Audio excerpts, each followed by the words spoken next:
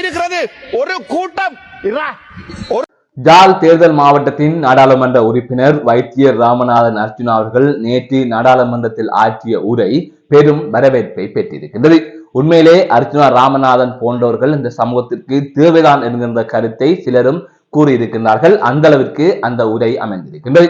அது தொடர்பாகவும் பல விமர்சனங்கள் முன்வைக்கப்பட்டு வருகின்றது. அவர் சுயநலமாக செய்கின்றார், அல்லது அவர் இப்படித்தான் வழக்கமாக கதைப்பார், பிறகு மாற்றி கதைப்பார், இல்லை என்றால் ஊடக வெளிச்சத்தை தன் மீது பாய்ச்சுவதற்காக இவ்வாறு கதைக்கின்றார் என்று பல்வேறுபட்ட விமர்சனங்கள் முன்வைக்கப்பட்டு வருகின்றது. ஆனால் எது எவ்வாறாக இருந்தாலும் நேற்று கதைத்த உரை என்பது மிகவும் சிறப்பான உரை. அந்த உரையை அனைவருமே வரவேற்கின்றார்கள். இது தொடர்பாகத்தான் விரிவாக பார்க்க இருக்கின்றோம். அது தவிர புத்தர் சிலை திருவோணமலையில் வைக்கப்பட்டது, பின்னர் எடுக்கப்பட்டது, அதனைத் தொடர்ந்து மீண்டும் வைக்கப்பட்டது. இந்த சம்பவம் அனைவருமே அறிந்த சம்பவம். இலங்கை முழுவதும் பெரும் அதிர்வலைகளை ஏற்படுத்தி இருக்கிறது. இனவாதமாக அதனை கொண்டு செல்வதற்கு பலர் முயற்சிக்கிறார்கள். அது வைத்ததே ஒரு இனவாத நடவடிக்கைக்காகத்தான் என்கின்ற கருத்தையும் பல சிங்களவர்களை கூறி வருகின்றார்கள். எனவே நாமல் ராஜபக்ச தான் இதனை செய்தார் என்று கூறப்படுகின்றது. இதனை வைத்து பார்க்கின்ற போது ராஜபக்ச பரம்பரையில் ஒருவர் இருக்கும் வரை இந்த நாட்டில் அமைதியோ நல்லிணக்கமோ இருக்காது என்கின்ற ஒரு கருத்தையும் பலர் கூறி வருகின்றார்கள். அது தொடர்பாகவும் விரிவாக பார்க்க இருக்கின்றோம்.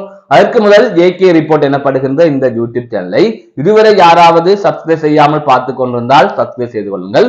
தொடர்ந்து அருகில் இருக்கின்ற பெல் பட்டினை கிளிக் செய்வதனூடாக நான் போடுகின்ற ஒவ்வொரு காணொளிகளையும் நீங்கள் உடனுக்குடன் பார்க்கக்கூடிய வகையிலே இருக்கும். நான் நடராசா ஜெயகாந்தன். தற்பொழுது செய்திகளுக்குள்ளே செல்லலாம். அர்ஜுனா ராமநாதன் இந்த பெயர் என்பது மிகவும் சர்ச்சைக்குரிய பெயர், ஆனால் சில நேரங்களில் கொண்டாடப்படுகின்ற பெயராக மாறி இருக்கின்றது. அர்ஜுனா ராமநாதன் தொடர்பாக பல்வேறுபட்ட விமர்சனங்கள் இருக்கின்றது, அதிலே மாற்று கருத்தில்லை. அதனை தாண்டி அவர் செய்கின்ற நல்ல விடயங்கள் அல்லது அவர் பேசுகின்ற சில விடயங்கள் சமூகத்துக்கு தேவை, அல்லது ஒவ்வொருவரின் மன குமுறல்களையும் அவர் நாடாளுமன்றத்திலே பிரதிபலிக்கின்ற போது அதனை நாங்கள் பாராட்டியே ஆக வேண்டும். எந்த ஒரு தனி மனிதனையும் வெறுப்பதற்கோ நேசிப்பதற்கோ நாம் தயாராக இல்லை. ஆனால் அந்த மனிதனின் ஒரு கருத்தை நிராகரிப்பதற்கும் மற்றும் ஒரு கருத்தை சரியாக இருப்பின் வரவேற்பதற்கும் நாங்கள் தயங்கியதும் இல்லை.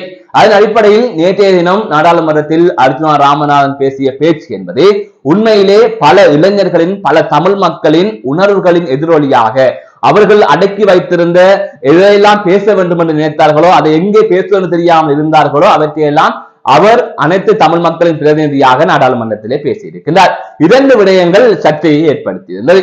ஒன்று திருவோணமலையில் புத்த சிலை விவகாரம், மற்றொன்று புலிகள் அமைப்பினர் அதுவும் தலைவர் உள்ளிட்ட அனைவருமே போதைப் பொருளை விற்பனை செய்தார்கள் என்பது போன்ற ஒரு கருத்தை அமைச்சர் பிமல் ரத்நாயக் அவர்கள் நாடாளுமன்றத்திலே முன்வைத்திருந்தார். இவற்றை வைத்துத்தான் அர்ஜுனா ராமநாதன் அவர்கள் நேற்று பதிலடி கொடுத்திருந்தார். அவர் பேச ஆரம்பித்ததும் அங்கிருந்து பல நாடாளுமன்ற உறுப்பினர்கள் வெளியேறிவிட்டார்கள். அவர் பேச போகின்றார் என்று தெரிந்து முன்னதாகவும் சில அமைச்சர்கள் நாடாளுமன்ற உறுப்பினர்கள் வெளியேறிவிட்டார்கள்.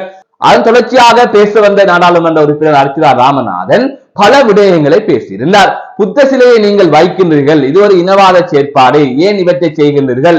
நாடாளுமன்றத்தில் நான் கொண்டு வந்து ஒரு பிள்ளையார் சிலையை வைத்தால் நீங்கள் விடுவீர்களா? என்னை அடித்தே கொலை செய்து விடுவீர்கள், அவ்வளவு இனவாதம் மிக்கவர்கள் நீங்கள் என்று அவர் குறிப்பிட்டிருந்தார்.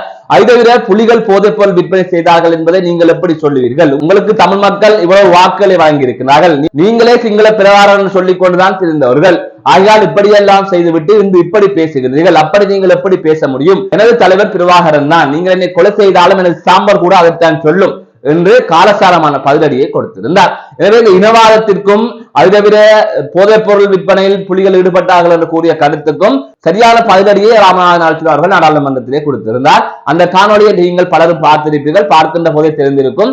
அவ்வளவு விடயங்களை அவர் அதிலே தெரிவித்திருந்தார். எனவே இதனையும் சிலர் கூறுகின்றார்கள், விளம்பரத்துக்காக பேசுகின்றார், ஊடக வெளிச்சத்தை பெறுவதற்காக பேசுகின்றார், அவர் தற்பொழுது இப்படி பேசுவார், பிறகு மாற்றி பேசுவார் என்றெல்லாம் பல விமர்சனங்களை நீங்கள் முன்வைக்கின்றீர்கள். அது உங்களுடைய பார்வை.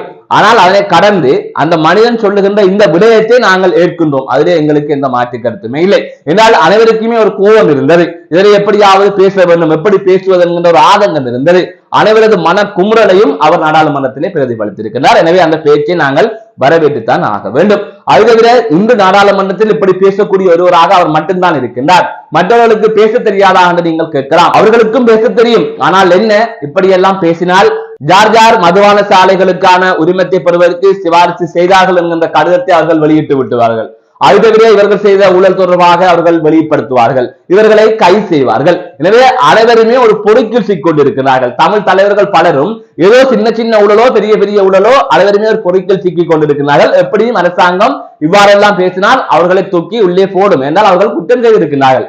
அரசாங்கத்திற்கு சார்பாக அரசாங்கத்தை நோக்கடிக்காமல் இருக்கின்ற வரைக்கும் தான் அவர்கள் இருப்பார்கள். ஆனால் அர்ஜுனா ராமநாதனுக்கு அப்படி ஒரு நிலைமை இல்லை. விரும்பியோ விரும்பாமலோ புலம்பெயர் தமிழர்கள் நிதி அனுப்புகின்றார்கள். அந்த நிதியினால் அவர் இவற்றையெல்லாம் செய்து கொண்டிருக்கின்றார். அவருடைய தேவைக்காக அந்த நிதியை பயன்படுத்துகின்றார். அதிலே தவறில்லை. ஆனால் இதே அவர் இங்கு ஊழல் செய்ய முயற்சித்திருந்தால், ஒரு ஊழலை செய்திருந்தால், மற்ற நாடாளுமன்ற உறுப்பினர்களோடு செயற்பட்டிருந்தால் அவரால் இப்படி பேச முடியாது. என்றால் அவரை தூக்கி ஏதோ ஒரு காரணத்திற்காக உள்ளே போடலாம். ஆனால் இன்று அவரை சிறையில் போடுவதற்கு எந்தவித காரணங்களும் வலுவாக இல்லை. அப்படி போட்டால் கூட 5 நாள் 10 நாட்களில் வரலாம். அதை தாண்டி அவரது உயிருக்கு ஏதாவது நடந்து விடுமோ என்கின்ற அச்சுறுத்தல்களும் இருக்கின்றது. அதனை பல தமிழர்களும் அவரது உயிர் மீது கருத்தினை காட்டுகின்றார்கள். பழைய காலம் மாதிரி அவரை சுட முடியாது, அல்லது பழைய காலம் மாதிரி அவரை புலனாய்வாளர்களை வைத்து மிரட்ட முடியாது. அதற்கு அஞ்சுகின்ற நபரும் இல்லை. ஆனால் வேறு ஏதாவது வழியில் இயற்கையான மரணங்கள் போல எதையாவது செய்து விடலாமோ என்கிற சந்தேகத்தை பல சமூக வலைத்தளத்தில் கருத்துக்களாக முன்வைப்பதையும் அவதானிக்கக்கூடிய வகையிலே இருக்கின்றது. எனவே இப்படியான ஒருவர் தமிழ் சமூகத்திற்கு தேவை. இன்று அவர் தேவையில்லை. அவருக்கு வாக்களித்தவர்கள் எல்லாம் மனநலம் பாதிக்கப்பட்டவர்கள் என்று கூறுகின்றீர்கள். ஏன் அவரை தவிர மற்றவர்கள் எல்லாம் சரியாகவா இருக்கின்றார்கள்? மற்றவர்கள் எல்லாம் இதைவிட மிக சுயநலமாக இருக்கின்றார்கள். அவர்கள் உள்ளுக்குள்ளே அனைத்தையும் வைத்துக் கொண்டு, உள்ளுக்குள்ளே கபடத்தனம் செய்து கொண்டு, ஏனைய நாடாளுமன்ற உறுப்பினர்கள் செய்கின்ற தவறை பேசாமல் அவர்களுக்குள்ளே நட்பாக இருந்து கொண்டு அனைவருமே குற்றம் செய்து கொண்டிருக்கிறார்கள். இதனை நான் அண்மையிலே ஒரு விவகாரத்தில் அனுபவப்பட்டேன். ஆகவே எந்த நாடாளுமன்ற உறுப்பினர் குற்றம் செய்தாலும் மற்ற நாடாளுமன்ற உறுப்பினர்கள் வாய் வந்து பேச மாட்டார்கள். அனைவருமே கூட்டு களவாணிகள். அதையெல்லாம் மீறி பேசுகின்ற ஒருவராக இவர் இருக்கின்றார். இவர் தேவை என்பதில் எந்தவித மாற்று கருத்துமே இல்லை. அதனை தவிர திருவண்ணாமலையிலே புத்த சிலை வைக்கப்பட்டது, எடுக்கப்பட்டது, வைக்கப்பட்டது. அந்த விவகாரம் தற்போது போய்கொண்டிருக்கிறது. அது தொடர்பாக பலரும் பேசுகின்றார்கள். இப்படியான சூழ்நிலையில் இந்த செயற்பாடு என்பது இனவாதத்தை வேண்டுமென்றே கொண்டு வர வேண்டும், மீண்டும் ஆட்சிக்கு வர வேண்டும் என்பதற்காக ராஜபக்ச குடும்பத்தை சேர்ந்தவர்கள், குறிப்பாக நாமல் ராஜபக்ச தான் இதை செய்கின்றார் என்கின்ற குற்றச்சாட்டை சிங்கள அமைப்பை சேர்ந்தவர்களும் சிங்கள மக்களுமே வெளிப்படையாக தெரிவிக்கிறார்கள். அதனை முன்னெடுத்த தேரர் ஒரு பௌத்த இனவாதி. அதை தவிர பல இனவாத தேரர்கள் ஒன்று சேர்ந்து நாமளுடன் இருக்கின்றார்கள். நாமல் அவர்களுக்கு விருந்தும் வைக்கின்றார். எனவே எதிர்வரும் 21ஆம் தேதி ஸ்ரீலங்கா பொதுஜன பெரமுன தலைமையில் எதிர்க்கட்சிகளின் மாபெரும் அரசுக்கு எதிரான போராட்டம் ஒன்றை முன்னெடுக்கின்றார்கள். அந்த போராட்டத்திற்கு மக்கள் வர வேண்டும். ஆகவே அதனை வெற்றி பெற வைக்க வேண்டும். தோல்வி அடைந்தால் இவர்கள் முகத்தில் இவர்களை கரியை பூசுவது போல மாறிவிடும். ஆனால் தமிழர்களுக்கு அந்த போராட்டம் தோல்வியடைய வேண்டும் என்பதுதான் விருப்பம். தோல்வி அடைந்தால் தான் அவர்களுக்கு சிங்கள மக்கள் ஒரு சரியான பதிலடியை கொடுத்திருக்கின்றார்கள், இனவாதம் இனி எடுபடாது என்கின்ற ஒரு விடயத்தை அவர்களால் உணர்ந்து கொள்ள முடியும். அதே போல சிங்கள மக்களும் இந்த இனவாதத்தால் ஏற்கனவே பெட்ரோலுக்கு வரிசையில் நின்றதையும் பால்மாவுக்கு வரிசையில் நின்றதையும் மறந்து விட்டார்கள். அதே இன்னொரு விடயத்தையும் கூற வேண்டும்.